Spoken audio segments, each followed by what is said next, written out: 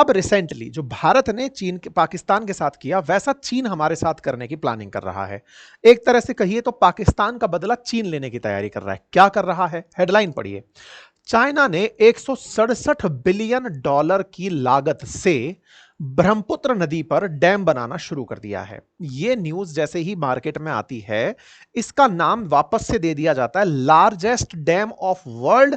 और यह tickling water bomb की तरह से है कि भैया ये पानी का बम बनाने की तैयारी कर रहे हैं। पानी का बम से मतलब होता क्या है, मतलब भारत ने भी ऐसा क्या किया था या फिर चाइना हमारे साथ क्या प्लान कर रहा है। तो वाटर बम का अर्थ केवल इतना है कि यह पानी अगर डैम में रोक दिया गया तो वहां से अगर छोड़ दिया जाएगा तो हमें ब्लास्ट कर देगा, मतलब वो पानी भारत में बड़ा नुकसान पहुंचाएगा। बिल्कुल वैसे जैसे इंडस वाटर का, इंडस रिवर पर बने हुए डैम्स को अगर हम एक बार में खोल दें तो पाकिस्तान का बड़ा नुकसान हो सकता है। बिल्कुल वैसे ही अगर ब्रह्मपुत्र पर बने डैम को ये लोग खोल देंगे तो उससे भारत का बहुत नुकसान हो सकता है। अब ये खबर जैसे ही आती है, इसके रिपरकर्शंस, डैम कहां बन रहा है, कैसा डैम है। जब चर्चा हो डैम बड़ा है तो यह भारत के लिए कितना बड़ा खतरा बनेगा, इसकी चर्चा हम करेंगे।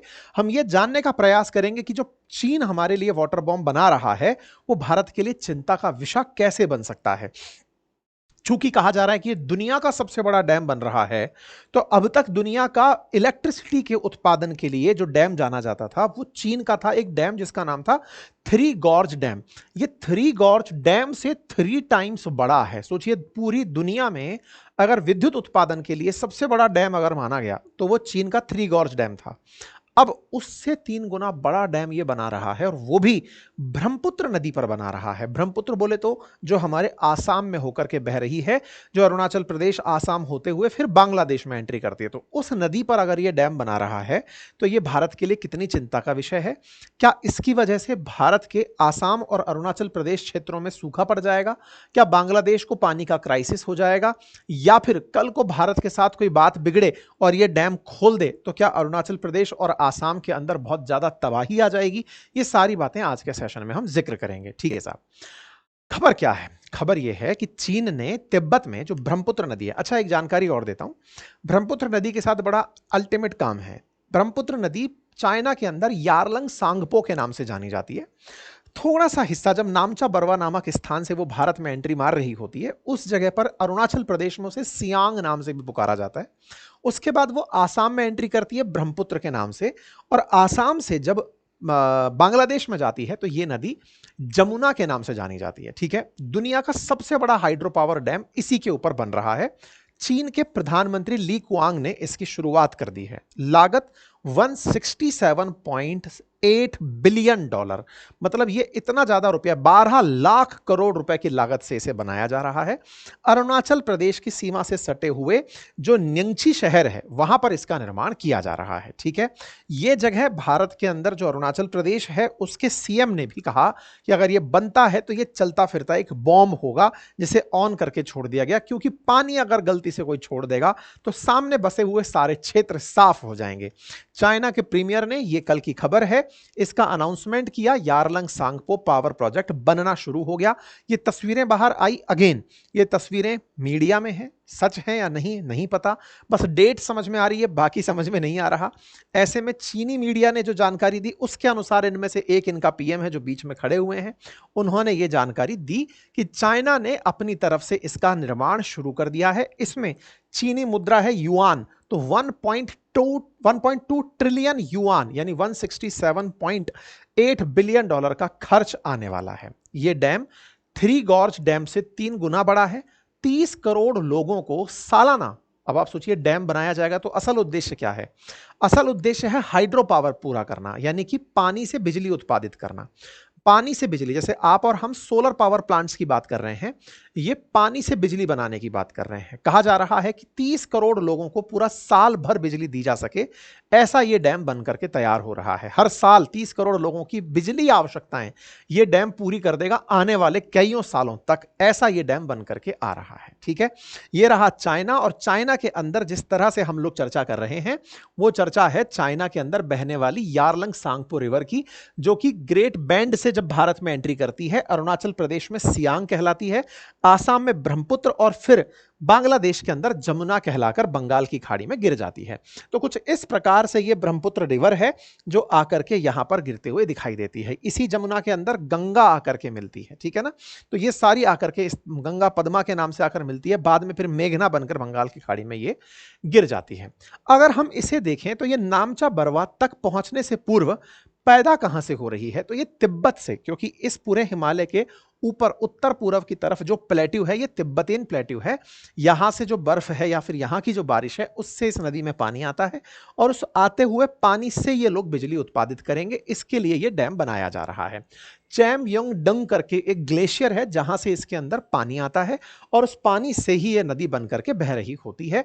और इस नदी के अंदर भारत में बहुत सारी सहायक नदियां जुड़ती हैं, जैसे देबांग, लोहित, शुभनश्री, मानस, तीस्ता, पद्मा, ऐसे ही धनसिरी, कपिली। ये कुछ ऐसी प्रमुख नदियां हैं जो इसके अंदर सहायक नदी के साथ मिल रही होती हैं। मैं यहीं पर पहले ही जानकारी दे देता हूं सो दैट आपके दिमाग में बहुत देर तक बहुत ज्यादा स्ट्रेस ना रहे। इस नदी का जो पानी है, इसके कुल पानी में 30 से 40% पानी ही तिब्बत के पठार के कारण आता है। उसके बाद जब ये भारत में घुसकर चली आती है, मतलब समझिएगा कि आपकी चिंता का आंसर भी यहीं पर दे दिया है मैंने, कि यहां से आगे जब घुसकर भारत में बहती है उस समय का लगभग 60 से 70% पानी इस नदी के अंदर इसकी सहायक नदियों का आता है। और उन सहायक नदियों में पानी कहां से आता है, तो इस तरफ जो हमारा साउथ वेस्ट मानसून है उसकी बंगाल की खाड़ी वाली जो शाखा है वो इन क्षेत्रों में, ये वही वाले क्षेत्र हैं जहां पे गारो, खासी, जयंतिया जैसी पहाड़ियां हैं। ये वो क्षेत्र हैं जहां पर भूटान है या फिर हमारे देश के अंदर ये जो तमाम हिमालय की पूर्वी नागालैंड के पर्वत, ये जो तमाम पर्वत हैं उन पर बारिश की वजह से जो गिरा पानी है मानसून के अंदर वही नदियां बह करके इसकी सहायक नदियां बनती हैं। ब्रह्मपुत्र की कुल पानी का लगभग 60% पानी मानसून से आता है और इसी कारण से आसाम में इसकी वजह से भीषण बाढ़ भी आती है। मतलब ब्रह्मपुत्र में काफी सारा पानी आ जाता है, ठीक है। तो ऐसा कुल मिलाकर के ब्रह्मपुत्र के अंदर पानी की व्यवस्था कर रहे हैं। हेडलाइंस क्या बनती हैं?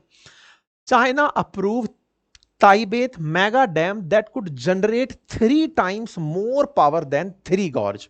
अब ये थ्री गॉर्ज डैम कुछ इस तरह का दिखा हुआ डैम है। यांगत्से रिवर पर स्थित थ्री गॉर्ज डैम है और ये डैम जब पानी का निकास करता है इसी जगह पर बिजली का उत्पादन इससे किया जाता है। यांगत्से रिवर पर ही थ्री गॉर्ज डैम है स्थित। इसी नदी पर ही वुहान नामक शहर, जहां से कोरोना की जानकारी आई थी, वो निकल कर आई थी। दुनिया के 10 लार्जेस्ट डैम के अंदर अगर आप चर्चा करें तो फिर थ्री गॉर्ज डैम का नाम आता है। लेकिन मैं आपको एक जानकारी दे दूं, list of largest dam in world की बात जब हम करते हैं तो थ्री गॉर्ज डैम भले ही ऊपर आता हो, लेकिन आप में से बहुत सारे लोग जब भी कोई जनरल नॉलेज के पॉइंट ऑफ व्यू से याद करते हैं तो किसी और तरह से किसी और डैम का नाम आ जाता है, कुछ और डैम का नाम आ जाता है। तो मैं आपको वो फैक्चुअली करेक्ट कर देता हूं। जब वाटर स्टोरेज कैपेसिटी की बात आती है तो सबसे ज्यादा करीबा वाला जो डैम है जो कि जाम्बेजी रिवर पर स्थित है, जाम्बिया और जिम्बाब्वे के बीच में, उसमें सबसे ज्यादा पानी भरा जाता है। कंस्ट्रक्शन मटेरियल जिसमें ज्यादा यूज हुआ हो तो इसके लिए सिनक्रूड टैलिंग डैम जो कनाडा के अंदर स्थित है उसमें कंस्ट्रक्शन के दौरान मटेरियल बहुत यूज हुआ। और हाइड्रो इलेक्ट्रिसिटी कैपेसिटी के आधार पर अगर बात की जाए तो थ्री गॉर्ज डैम जो है वो दुनिया का सबसे बड़ा डैम माना जाता है चाइना के अंदर, कि इससे बिजली बहुत ज्यादा पैदा होती है ना। तो ये जो थ्री गॉर्ज डैम है जो कि यसांग करके चाइना में स्थित है, ये कुछ इस तरह का दिखता है। अपने कंस्ट्रक्शन के साथ साथ बिजली उत्पादन के लिए वर्ल्ड वाइड रिकॉग्नाइज किया जाता है। अब बड़ा सवाल ये बनता है कि जब ये बिजली उत्पादन में दुनिया में सबसे बड़ा रिकॉर्ड रखता है तो इससे 3 गुना ज्यादा पैदा होगी बिजली, तो वो कितनी होगी और ये कितनी कर रहा है, एक एक करके सारी बातें करेंगे। तस्वीरें अगर आप देखें तो ये कुछ इस तरह का डैम दिखाई देता है और इस डैम से उत्पादित होने वाली जो बिजली है उसकी चर्चा अक्सर की जाती है कि यह हर साल 88.2 अरब किलोवाट बिजली का उत्पादन करता है। तो इतना बिजली उत्पादित करने वाला इससे बड़ा अब यह बिजली उत्पादित करेगा। अब सवाल है कि थ्री गॉर्ज डैम ने जब ऑलरेडी इतनी बिजली पैदा की हुई है तो इस डैम के आने से क्या होगा और थ्री गॉर्ज डैम से क्या कोई चैलेंज आया क्या? जी हां, कहते हैं कि जो थ्री गॉर्ज डैम बनकर के आया था ना चाइना के अंदर, इसने 40 अरब क्यूबिक मीटर पानी इकट्ठा किया। इतना पानी एक जगह इकट्ठा हो गया कि धरती जो अपनी अक्ष पर घूमती है उसका रोटेशन प्रभावित हो गया। धरती अगर अपनी अक्ष पर 24 घंटे के अंदर घूम जाती है, इसकी वजह से वो 0.06 माइक्रोसेकंड तेज हो गई।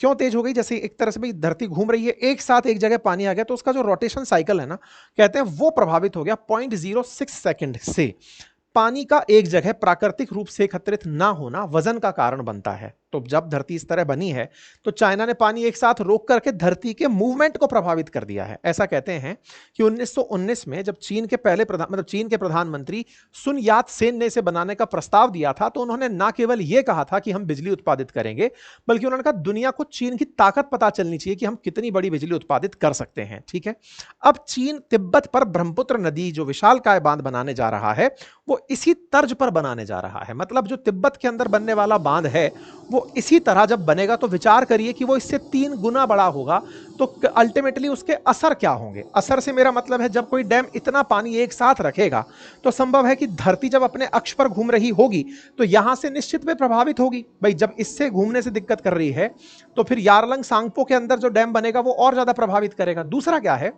कि जो ये हिमालय पर्वत है ना, उसमें यूरेशियन प्लेट और इंडियन प्लेट, ये 2 टेक्टोनिक प्लेट मिलने से हिमालय बना है। हिमालय के जस्ट उत्तर में अगर इतना पानी एकत्रित हो जाएगा तो टेक्टोनिक गतिविधि प्रभावित हो सकती है, यानी आने वाले समय में हिमालय के अंदर भूकंप की घटनाएं बढ़ सकती हैं, क्योंकि ये जो हिमालय है ये 2 प्लेटों के टकराने से मिलकर के बना है। तो यूरेशियन प्लेट के अगर एंड पर डैम बन जा रहा है जो कि अरुणाचल प्रदेश से जस्ट पहले है, तो इसकी वजह से धरती का मूवमेंट प्रभावित होगा, साथ ही साथ में इन दोनों की वजह से टेक्टोनिक गतिविधियां प्रभावित हो सकती हैं। इसी वजह से चिंताएं सबसे ज्यादा बढ़ी हुई हैं। चीन ने कहा है कि वो नामचा बरवा जो पर्वत है यहां पर 30 किलोमीटर लंबी सुरंग बनाएगा। अब पॉइंट यह है कि नामचा बरवा अरुणाचल प्रदेश के अंदर स्थित है, तो ऐसे में यहां पर सुरंग क्या वो अरुणाचल प्रदेश में बनाएगा, तो अब ये चर्चा का विषय है कि साहब ये कैसे करेगा और किस तरह से इस काम को जगह देगा। ठीक है, अब सवाल यह आता है कि इस जगह बनाने की ऐसी आवश्यकता क्या पड़ गई? क्या केवल भारत को चैलेंज देने के लिए उसने ये किया? चाइना का यह मानना है कि ये जो नदी है ना, ये जब तिब्बत से उतर करके नामचा बरवा तक आती है तो 2000 मीटर तक नीचे चली आती है।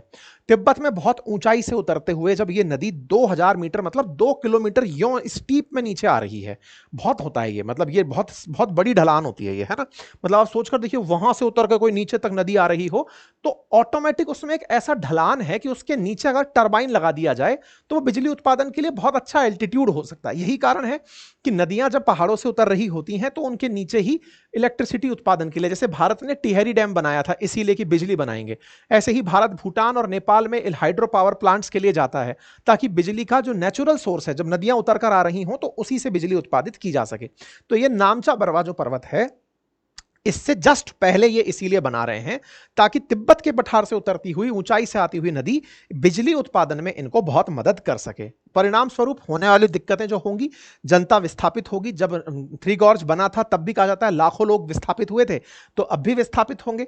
भूकंप की चिंताएं तो लाजमी है ही, क्योंकि टेक्टोनिक रूप से इंडियन प्लेट जब यूरेशियन प्लेट से टकराती है तब हिमालय बनता है। अब अगर हिमालय वाले यूरेशियन प्लेट पर इतना वजन एक जगह एकत्रित हो जाएगा तो हो सकता है कि प्लेट मूवमेंट्स घटे बढ़े और हिमालय में आने वाले समय में बहुत सारी टेक्टोनिक मूवमेंट्स देखी जाएं। इसको लेकर के बहुत से लोगों ने चिंताएं भी व्यक्त की हैं, बिल्कुल वैसे ही जैसे मैकोंग के कारण हुआ। अब मैकोंग की कहानी क्या है? असल में नदी जब ऊपर से आ रही होती है तो उसे अपस्ट्रीम कहा जाता है और जिधर बहकर जा रही होती है उसे डाउन स्ट्रीम कहा जाता है। तो मैकोंग करके एक नदी है, वो भी चाइना के अंदर तिब्बत के पठार से निकलकर चलती है और वहां से निकल करके जो ये साउथ ईस्ट एशियन नेशंस हैं इनमें बहते हुए निकलती है। तो जो मैकोंग रिवर है वो south east Qinghai province China से निकलती है और निकल करके Thailand, Cambodia, Vietnam, Myanmar, Laos इन सब देशों में बहते हुए जाती है। चाइना ने इस वाले हिस्से में जहां पर मैकोंग रिवर बहती है इस पर खूब सारे डैम बना दिए। मतलब ये समझकर देखिए कि ये पूरा क्षेत्र जहां पर चाइना से ये डैम नदी निकल करके मैकोंग जाती है, अगर आप देखें तो यहां से डैम के नाम हैं ये वुनोंग, टुआबो, दहोगोंग, वोंग, ये जितने भी प्रकार के 3, 3, 6, 3, 9, 10, 12 डैम चाइना ने केवल और केवल मैकोंग रिवर पर बना दिए। उससे क्या हुआ? उससे ये जितने भी साउथ ईस्ट एशियन नेशंस थे ये सारे के सारे प्रभावित हुए। किस मायने में प्रभावित हुए? कि इन लोगों को पानी की दिक्कत होने लग गई। तो एक तरह से चाइना ने मैकोंग रिवर से एक डिवास्टेटिंग इंपैक्ट खड़ा कर दिया इन देशों की इकोलॉजी और इकोनॉमी के ऊपर।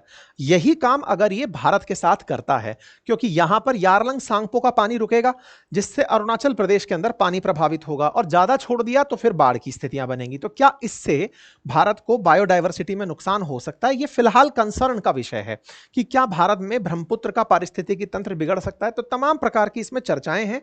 कहा जा रहा है कि भारत और चीन के बीच में जो रिलेशन है वो पानी के जियोपॉलिटिक्स से धीरे धीरे प्रभावित होंगे, क्योंकि इससे जल नियंत्रण हो जाएगा, पर्यावरण नुकसान होगा ही होगा, आजीविका और राजनीतिक तनाव की स्थितियां बढ़ेंगी। ठीक है, वाटर बॉम्ब सब तरफ चला, यहां तक न्यूज चलने लगी डैम फॉर डैम, भारत ने बनाया पाकिस्तान के लिए, चीन ने बना दिया भारत के लिए, इस तरह की बातें चलती आ रही हैं। लेकिन पाकिस्तान चीन का जितना भी प्रेम है, इस पर चीन का क्या जवाब है? चीन का कहना है, जैसे भारत के केस में था ना कि पहलगाम में घटना घटी तो हमने वाटर बॉम्ब बना दिया पाकिस्तानियों के लिए, जैसे पाकिस्तानी कहते थे कि आप सिंधु का नदी पानी रोकोगे तो हम ये कर देंगे, तो चाइना में भी ऐसे बहुत से लोग हैं जो ऐसा मानते हैं कि वो ऐसा करके भारत के लिए चिंता खड़ी कर रहे हैं। लेकिन चीन का कहना है कि इससे भारत को कोई फर्क नहीं पड़ेगा। पहला कारण तो उन्होंने ये दिया है कि इससे भारत को फर्क इसलिए नहीं पड़ेगा क्योंकि जिस जगह हम डैम बना रहे हैं वो डैम हम बाद में डिस्कशन में भी रहेंगे भारत के साथ और बांग्लादेश के साथ, ये एक पार्ट हुआ। दूसरा जो सबसे बड़ा पार्ट है वो ये जो मैंने शुरुआत में आपको बताया था कि ब्रह्मपुत्र नदी में 30 से 40% पानी ही ऐसा है, यानी कि यारलंग सांगपो में, जो चाइना से आता है। ब्रह्मपुत्र नदी का मेजर जो वाटर है वो आता ही इंडिया से है। ब्रह्मपुत्र नदी की जो सहायक नदियां अभी मैंने आपको गिनाई थी, उन नदियों से इसके अंदर पानी आता है। इस वजह से हमारे अंदर ये जो आशंका है ना, ये निरर्थक है कि हमारे साथ दिक्कतें खड़ी हो जाएंगी। हाँ, ये ठीक है कि चाइनीज और पाकिस्तानी इसे मान ऐसा रहे हैं कि बहुत तगड़ा कुछ कर दिया है, लेकिन हम जो असम के सीएम हैं उन्होंने भी इस बात को बताया कि समझो हमने जो पाकिस्तान के साथ किया, क्योंकि पाकिस्तान में सिंधु नदी के अंदर पानी जो है वो जा भारत से ही रहा है, लेकिन ब्रह्मपुत्र में जो पानी है वो भारत का ही पानी है, भारत से ही ब्रह्मपुत्र बन रही है 60% पानी लेकर के। तो इसलिए ज्यादा हमें चिंता इस बात की नहीं है। और ये सच भी है कि तमाम प्रकार की जो सहायक नदियां हैं वो ब्रह्मपुत्र की सहायक नदियां हैं और बढ़िया पानी हमारे यहां से इसके अंदर ऐड होता है।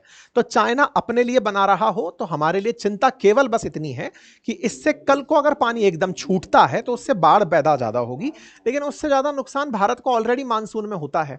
ऐसे में अगर डैम बनता है तो हो सकता है कि हमारे लिए मानसून के समय पर बाढ़ की संभावनाएं कम हो। हाँ, फिर भी अगर अचानक अरुणाचल प्रदेश में ऐसी स्थिति पैदा हो जाए कि चाइना पानी छोड़ दे, तो भारत भी तैयारी कर रहा है इस क्षेत्र में डैम बनाने की, ताकि इस पूरे क्षेत्र में फिजिबिलिटी चेक की जाए कि कैसे सियांग नाम से सियांग अपर बहुउद्देशीय परियोजना बनाई जाए, ताकि अचानक अगर कल को पानी छूटे तो एक डैम हमारा भी रहे जो पानी को रुकावट दे सके। तो अरुणाचल प्रदेश में हमारी भी तैयारियां चल रही हैं, सर्वे चल रहा है, आने वाले समय में हम इसे रोक लेंगे। ठीक है, बाकी उम्मीद है आपको ये जानकारी पसंद आई हो। अगर ये जानकारी पसंद आई हो तो साथियों से जरूर साझा करें, चैनल पर नए हैं तो सब्सक्राइब कर लें।